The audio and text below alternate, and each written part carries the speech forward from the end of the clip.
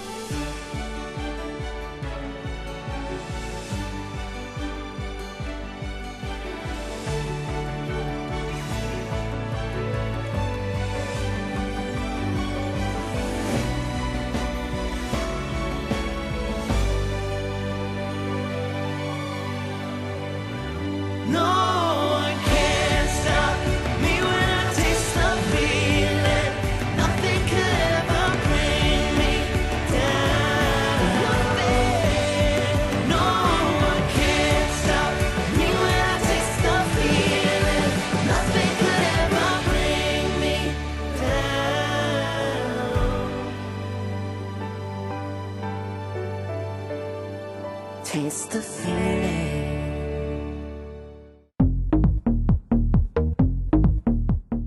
Well, you know, campaigns last usually 4, 5, 6 years, and this campaign had been a very successful campaign for the last 6 years, and it was time to move on to a new campaign. We have had so many campaigns in our history, and this is yet another new one, and we're very enthusiastic about how it was. The reaction of both our bottling partners, the reaction of our customers, reaction of consumers around the world so far.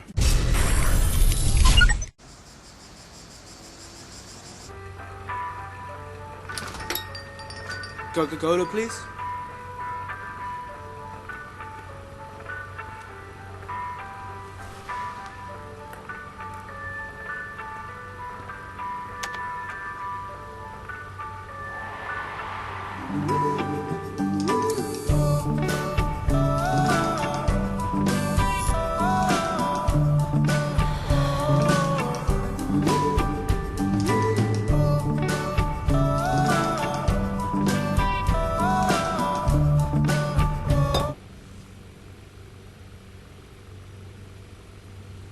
Oh, you're in luck. It's happy hour. So, you've won another Coca-Cola for free, but you have to drink it in the store.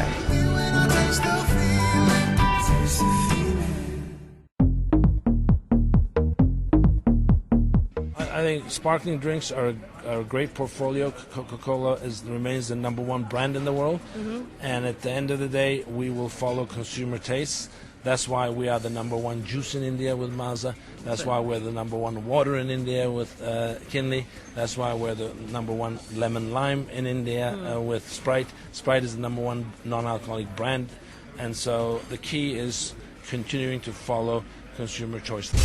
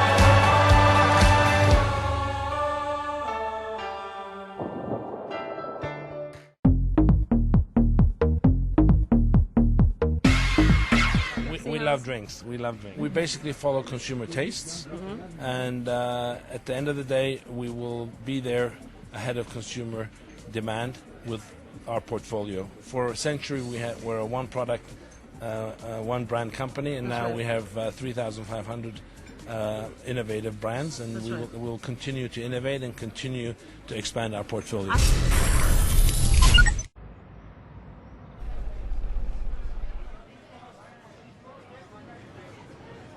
Could I get a Coca-Cola, please? A Coca-Cola? Sure. To drink it here or to go? To make you smile? To break the ice? For something special or for day to day? To cool things down? To refresh your memory? To share? To revive a spark? Or to say, today I do it?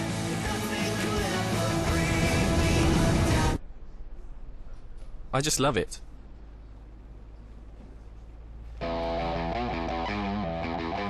Taste the feeling.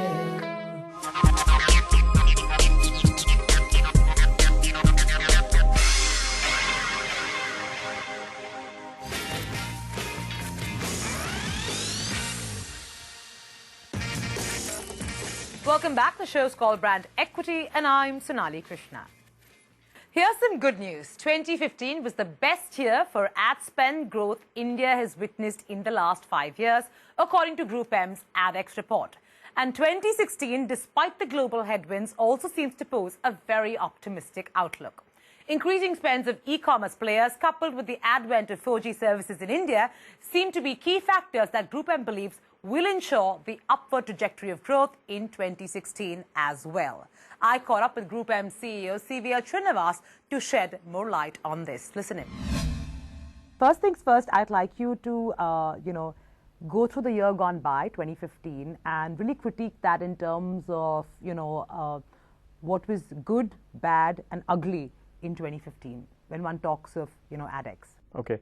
So we put out a forecast of a 12.7% growth for 2015 over 2014, and we do it for the calendar year.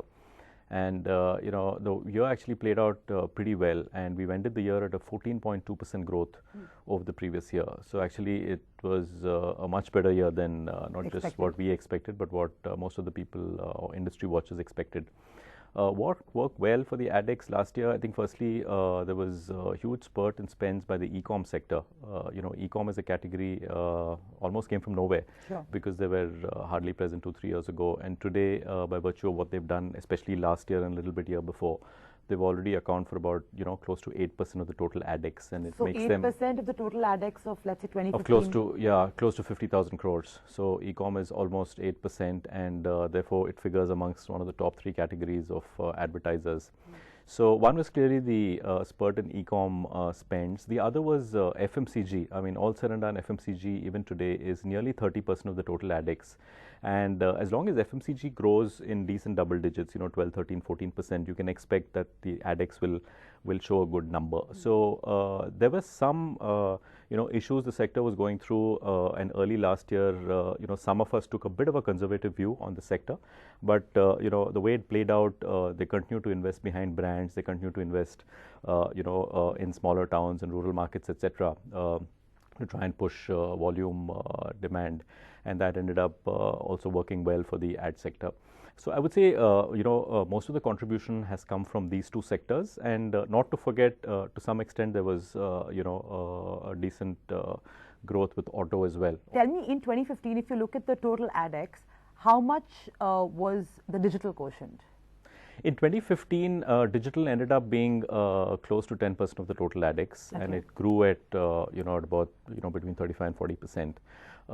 Again, broadly in line with what we expected. And actually, the big shift that's happened in 2015, as far as digital is concerned, is the emergence of mobile now as the platform. And we believe in 2015, mobile became more than half the digital spend. Actually, this year we projected an even higher growth for digital, again largely led by mobile. We're looking at almost a 48% growth, and digital going up from close to 10% of the Adex to close to 13% of the Adex. So the other question I had on mobile and mobile advertising per se, that this seems to be a common complaint by global advertisers who are obviously much more advanced and nuanced in usage of mobile as an advertising medium. So given that, I mean, they seem to have a concern that there is no measurement system for mobile, and that's really a cause of concern. How are Indian advertisers, reacting to the lack of measurement because of the fact that they're a lot more, cautious about how they spend their money? Right, very true. No, it's a very, very, very valid question, and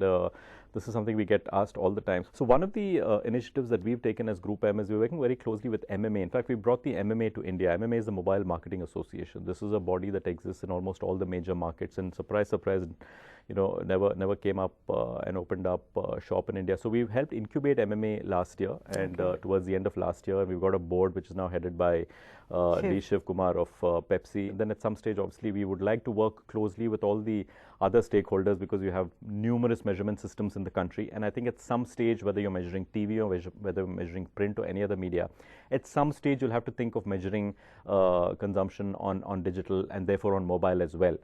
And at least from an MMA perspective, I can say that measurement and metrics and standards and formats is uppermost on our mind. So mobile is one aspect, but you're very right, even digital. For instance, everybody has their own analytics, right? So it's you're the player and the referee. How is the Indian clientele really taking to digital? Everybody is, of course, doing it because it's the in thing to do. But how many are convinced that this is the right way to go, and the numbers that are being shown to them are actually authentic?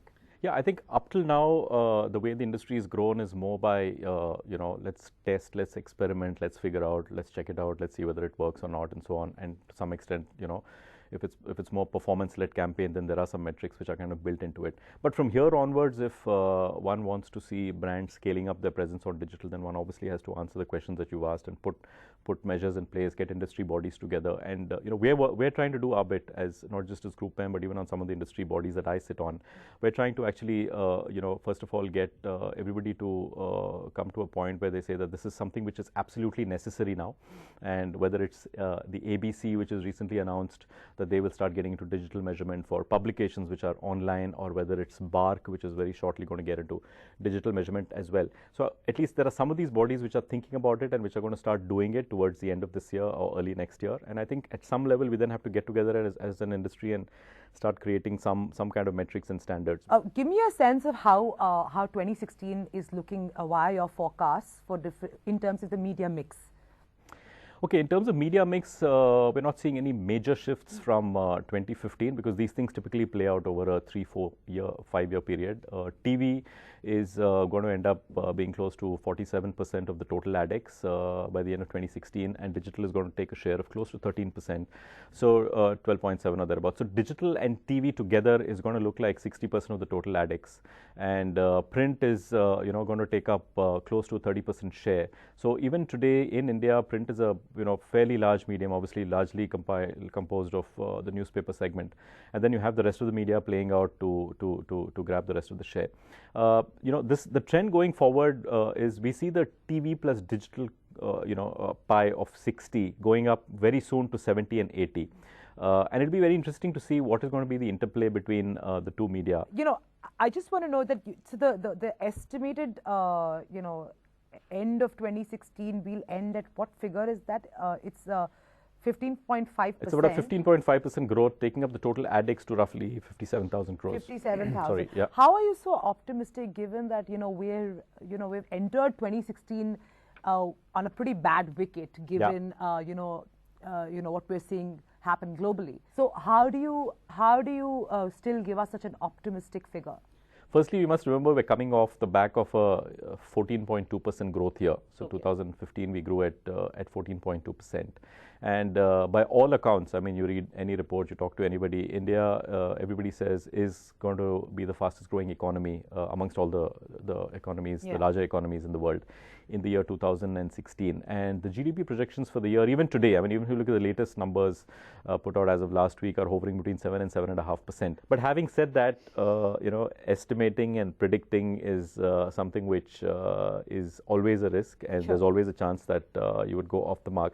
So what we do at Group M is we typically revisit our numbers towards the middle of the year. So what we would do is around the month of July, we would have a fair sense of how the first 4-5 months have gone. And what we will do is we will take actual data and we will go back and test all the hypotheses that we have and see if we need to come up with a fresh guidance for the year. Shini, candid question. Isn't it investing in digital, like when a client invests in digital, isn't it lesser money for the agency as opposed to, let's say, investing in, let's say, TV or newspapers or anything, traditional media per se? Doesn't it mean less money for the agency because it's a cheaper platform or a cheaper medium? You know, many years ago when the whole media agency, industry kind of took off, media agencies those days were looked at as the ones who, managed all the throughput, and obviously, there were the whole commission model or whatever else which came into being. I think we've evolved quite a bit from there onwards. In fact, forget media agency remuneration models for a moment and just look at the whole focus of moving from, measuring outputs to outcomes. Today, advertisers or marketers who put money behind campaigns are more interested in knowing what has it done for the business, what has it done for the brand, has it done anything to arrest my share declines, what has it done to my brand health measures and so on. So at an overall level, as an agency, I like the fact that we are actually evaluated and remunerated for the intelligence that we bring to the table. I see. So I get what you're saying. So essentially what you're telling me there is that today, for instance, e-commerce as a category, media spends explode. Right. It has absolutely no impact on media agencies who have those clients. Yeah, I would say by and large, the impact is more in terms of the business results that you generate and not the amount of money the client spends or the sector spends. I think it's a good thing that first and foremost agencies are being recognized for their intelligence more than anything else. And the fact not that traders, they can, exactly, not just traders or managers of throughput, and they're being looked at as partners who can truly come and add value to a business and to a brand. On that note, thank you so much, Srini. Thank you so much for your time. Thanks.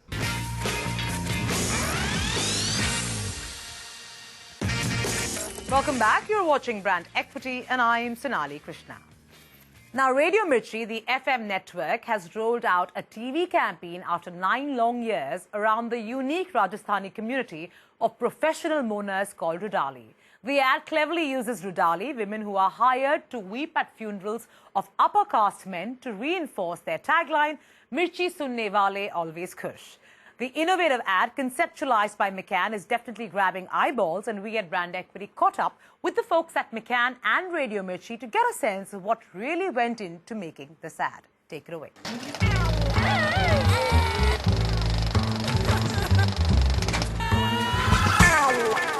For last few years, we were struggling with the fact that do we need to change the platform, which is Mirchi sunne wale always khush. So the brief given to McCann was that we need to have a situation or a storyboard that brings out this Mirchi sunne wale always khush, no matter how grim the situation. मैं रुदाली हूँ।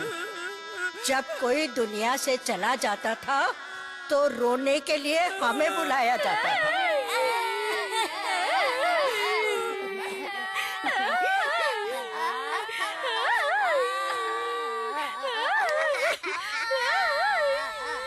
ये रुदाली है या joker? पर इस नई पीढ़ी से तो रोया भी नहीं जाता।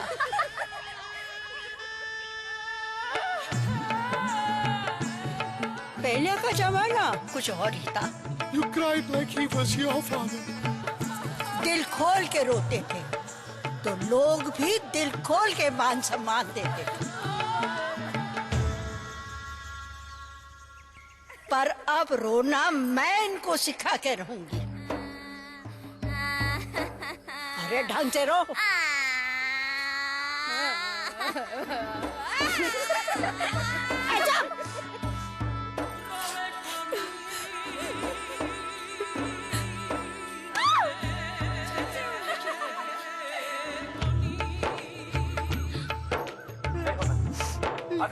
का अपमान करो तो मुझे नहीं बता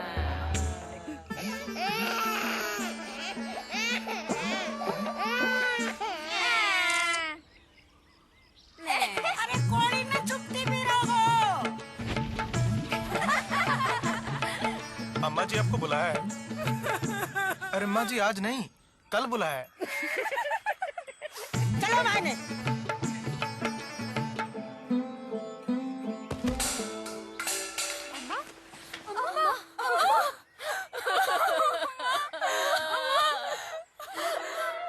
ऐसे ही रोना है।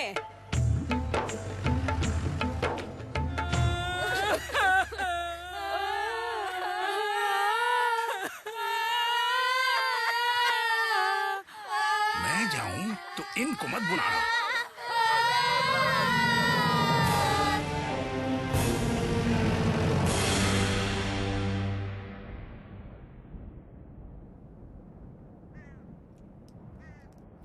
अम्मा, ये सब इसकी गलती है।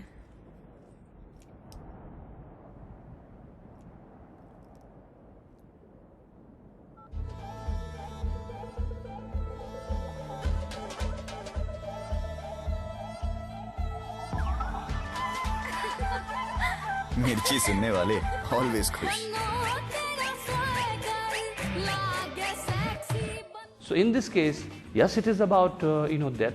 Yes, it's about, but at the same time, it's a tradition of Rudali's on which this Radio Mirchi has taken a take on, and rather than making you feel sad, it makes you smile. McCann came up with this idea that let us use the Rudali as a concept. We knew that there is something unusual about this idea, which people probably would like. There is a certain narrative here, a certain storytelling here.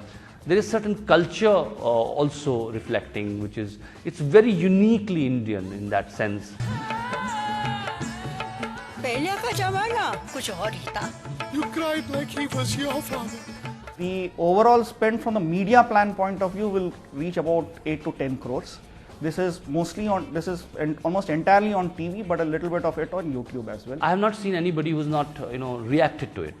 So I think that's what our job is, to make sure that we jolt people out of their inertia and make them look at the brand, and then we can talk.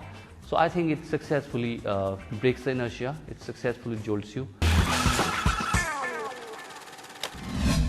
And with that, we're completely out of time. We hope you enjoyed the show. To take the time and drop us a line at Brand Equity at etnow.tv, or alternatively, log on to our Facebook page. That's facebook.com/brandequity to dip into our archives or simply start a conversation with us. You could do the same on Twitter at Brand Equity Live. I'll see you next week, same time, same place. Until then, ciao, ciao.